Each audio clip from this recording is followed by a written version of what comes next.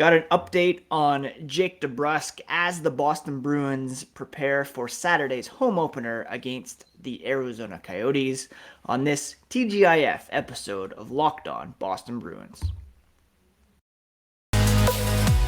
You're Locked On Bruins, your daily podcast on the Boston Bruins. Part of the Locked On Podcast Network, your team every day.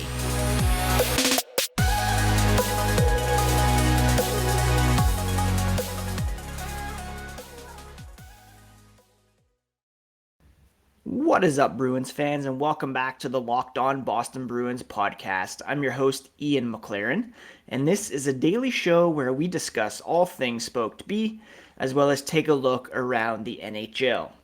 Today is Friday, October 14th, and this episode is brought to you by BetOnline. BetOnline has you covered this season with more props, odds, and lines than ever before. That's BetOnline, where the game starts. Thank you so much for making Locked On Boston Bruins part of your day every single day. Free and available wherever you get podcasts, including YouTube. So please do open your podcast app, go to YouTube, search up Locked On Bruins, and smash that subscribe button. I will share the links again today on Twitter. You can find the podcast there at Locked NHL Bruins. Also on Instagram, and you can find me, my dad jokes, hockey tweets at Ian C. McLaren. So following a season opening win over the Washington Capitals on Wednesday, the Bruins will be back in action Saturday in their home opener against the Arizona Coyotes. And we got an update this morning on Jake DeBrusk, who was injured in that game against Washington, was not able to return for the third period. Boston Bruins head coach Jim Montgomery ruling DeBrusk out with an upper body injury for Saturday's game. The injury not as bad as they initially feared, according to Scott McLaughlin of WEEI, and he could be back sooner than later. DeBrusk started Wednesday's game on the top line with Taylor Hall and Patrice Bergeron. In practice on Friday, it was Craig Smith who was occupying that right wing spot. The checkmates line of Pavel Zacha, David Ritchie, David Pastrnak remained intact, while Trent Frederic appears to be the one who will draw into the lineup, playing in his third line spot with Charlie Coyle down the middle and likely AJ Greer pivoting over to the right wing spot. Personally, I would like to see Jack Studnicka get some game action. If you're going to keep him up on the NHL roster, get him into the game. As good as AJ Greer has been, Studnicka is a right-hand shot. He deserves some playing time in my estimation. Failing that, I'd prefer to bump him out and play over Thomas Nosek on the fourth line. But that fourth line of Nosek, Nick Foligno, and Jakub Lauko looks to remain intact for Saturday's game. So Craig Smith, third line to first line. Studnicka still out while Frederic comes in for the injured Jake DeBrusk. And it looks as though Jeremy Swayman will get his first start of the season, as he has been pegged as the netminder for that game against Arizona. Another injury update to mention. It appears as though Matt Grzelyck could be back sooner than later as well. Montgomery says Grzelyck is day-to-day, getting his timing back. Grzelyck telling McLaughlin of WEEI that he physically feels good and hasn't experienced any setbacks, which is fantastic to hear. Anton Strawman not quite ready to enter the lineup, as he still dealing with some visa issues, which has not been expeditious, according to head coach Jim Montgomery. So Lindholm, Carlo, Forbort, Clifton, Riley, Zboril were the defensemen of note in the top 6 during practice here on Friday. Grzelyck, Strawman skating as the extras, although they could both be in the lineup here sooner than later. So that's the latest in terms of Boston's roster composition for their upcoming sets of games, or at least for tomorrow's game against Arizona, and we'll see how things change ahead of next week's contests. In segment number 2, we're going to talk about the Arizona Coyotes and what we can expect from them in Saturday night's game. But first, a quick word about BetOnline. They're your number one source for all betting information this season. If you're wanting to put some futures down on the Boston Celtics, for example, or play some player props for the Bruins game on Saturday, they're your number one source for the latest player developments, team matchups, news, podcasts, and in-depth articles and analysis on every game you can find, and every player as well. They're your continued source for all sports wagering information, with live betting and up-to-the-minute scores for every sport out there. The fastest and easiest way to check in on all your favorite games and events, like the Major League Baseball playoffs, MMA, boxing, and golf, as well as NHL and NBA, which is right around the corner. Head to betonline.net or use your mobile device to learn more at BetOnline, where the game starts.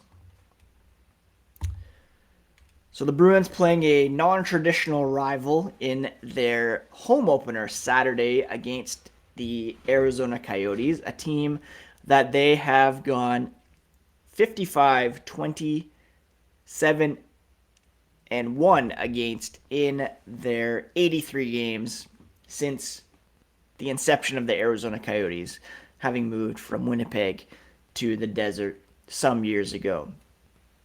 7-11 point percentage, and they've averaged 3.75 goals versus 2.78. And the Arizona Coyotes not expected to be very good at all this season. In fact, they're one of the leading contenders in the Connor Bedard sweepstakes, looking to add a potential franchise player in the draft this coming June. They played their season opener last night against the Pittsburgh Penguins, a game that they lost 6-2, and could have been much worse by all accounts, as the Penguins tossed 53 shots on goalie Karel Vejmelka, who kept, well, I don't want to say he kept them in the game, but in the second period alone, he made 21 saves on 22 shots. So the Coyotes, not the strongest team defensively by any stretch of the imagination. Vejmelka, he's a high-volume goalie. He's going to get a ton of shots, get a ton of starts. Although Connor Ingram, who they picked up off the waiver wire, is a pretty talented young goalie as well. They're well situated for the future in net, but these guys are going to be tested, and the Bruins need to get the puck on net early and often. The only bright spot for the Coyotes were the 2 goals that they scored, and they came off the stick of former Bruin Nick Ritchie. We all know Ritchie, as well as Andre Kasha, were not qualified before last season. Ritchie signed with the Toronto Maple Leafs, and that did not work out very well for him at all. He was then traded to the Coyotes last season in a deal involving defenseman Ilya Lyubushkin, who's now playing for the Buffalo Sabres. Side note, Sabres players were allowed to pick their own goal songs for this year, and Lyubushkin went with Gummy Bear. So be cool to hear that at some point this season, although he's not much of a goal scorer. Ritchie scored both goals last night for the Coyotes, and has been pretty successful since arriving in Arizona last season with 12 goals in 25 games. He said since he came to Arizona, it's been a breath of fresh air playing with some good guys. He's getting some good looks on the power play, and that definitely doesn't hurt anything. So good on Ritchie for, seizing this opportunity and for making the best of not being picked up by the Bruins, as well as not having it worked out with the Toronto Maple Leafs, kind of his hometown team, as he's from just outside of Toronto. The Coyotes, again, expected by most pundits to finish at or near the bottom of the NHL standings. They're going to be competing with the likes of probably the Montreal Canadiens, the Chicago Blackhawks. I'm sure would love to get in on those sweepstakes as well. San Jose Sharks may be down there. And the Coyotes already at the bottom of the standings. Although they only played one game, they're tied with several teams with the worst goal differential as well at -4. I didn't check their fancy stats from last night, but I would assume they're not much of a possession team either. And the Bruins should be able to take advantage of that. Coyotes, 5-on-5. Last night, they had a 40.7 shot attempt differential percentage. 51 shot attempts given up, 35 for the Bruins. After one game, there's room for improvement there as well, 46.59. So this will be a good opportunity for the Bruins to keep their strong start going, to mitigate the losses of Charlie McAvoy, Brad Marchand, and now DeBrusk, and for Swayman to build some confidence too here in the early going. Joe Haggerty of Boston Hockey Now kind of tweeting something funny here. Jim Montgomery was asked for an official update on DeBrusk or what might be bothering him. And Montgomery kind of gave a Tommy Boy, it's not so much here as right here reference to shoulder, arm, that kind of thing. So upper body kind of arm-ish injury there for Jake DeBrusk, which will keep him out of the lineup for at least one game. But the good news is Grzelyck upgraded to day-to-day, could be in the lineup as early as next week. And with the addition of Anton Stralman, there'll be some decisions to make as to whether they send Mike Riley back down, whether they scratch a couple guys and keep two in the press box. So that's going to be something to keep an eye on as well. Once McAvoy comes back, they'll theoretically have 9 defensemen under contract, and someone likely will have to be moved to make some room there. In the final segment, we're going to tee up what's next for the Boston Bruins after that game against the Coyotes, and what we hope will be a good weekend for Boston and for some hockey watching. I want to thank you again for making Locked On Boston Bruins part of your day every single day. Now make your second listen the Locked On Fantasy Hockey Podcast. Steele Roden and Flip Livingstone bring you the fantasy edge and keep you ahead of the competition with daily news updates, analysis, and advice Monday through Friday. It's available on YouTube, Odyssey, and wherever you get podcasts. I will actually be down at the rink tonight here in Guelph as the Storm and Bruins second-round pick Matt Poitras welcome the Saginaw Spirit.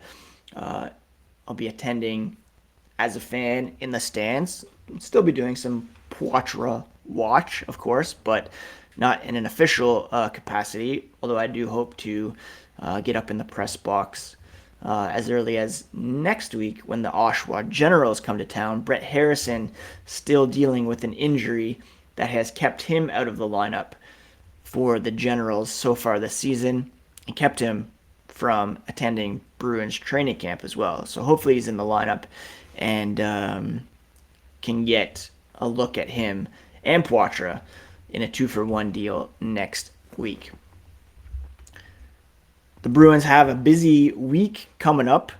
If you have Bruins on your fantasy team, you're going to want to have them active next week with 4 games on tap, including a back-to-back Monday, Tuesday against the Florida Panthers at home, in Ottawa for the Senators' home opener on Tuesday. Then they have a night off. They welcome the Ducks on Thursday, and then the Minnesota Wild next Saturday afternoon. So 5 games coming up between tomorrow and next Saturday, and excited to get more looks at our Boston Bruins, and hopefully again we can get our boy Jack Stanika into the lineup. I was reminded in my Facebook memories that this time last year, I was heading to Ottawa to visit family with our 3 boys, and it was that weekend that the Charlie McAvoy deal was announced. His massive contract extension signed with the Boston Bruins. Now, it's important to remember that the season began a touch late last year, so it was still before the beginning of the season, just before, as the Bruins began against the Dallas Stars on October 16th. So maybe we could see some pre-home opener similarities here with respect to David Pastrnak's contract. Again, he had that scintillating performance on Wednesday in the season opener with 4 points. Don Sweeney probably wants to get that done before his value goes through the roof with more performances like that, playing with David Ritchie. So just something to keep an eye on here. It's always something that is in the back of our minds, always something that we're hoping the Bruins will get done sooner than later, and it's just interesting that that took place on the eve of the home opener last season opener. But again, it did start a bit later. Anyways, that's it for a bit of a shorter episode of Locked On Boston Bruins today. I hope you all are anticipating a fun weekend. Again, going to the hockey game tonight. Have house league basketball and hockey for 2 of our boys on Saturday. Then the Bruins home opener. Our oldest is going to a VR place for his birthday party on Sunday. Hoping to squeeze in the Rings of Power finale. Obviously watching House of the Dragon on Sunday, so it's going to be jam-packed, and hoping to take advantage of the fall weather, get out there, do my daily walks as well. I hope you're all having a great week or looking forward to a weekend. It's been a good week for you, that you're taking care of yourselves, taking care of each other, and thank you again so much for all the support here on Locked On Boston Bruins. Doing my best to keep you up to date on all things Spoke to Be here on Locked On Boston Bruins, part of the Locked On Podcast Network, your favorite team every single day. Take care, friends.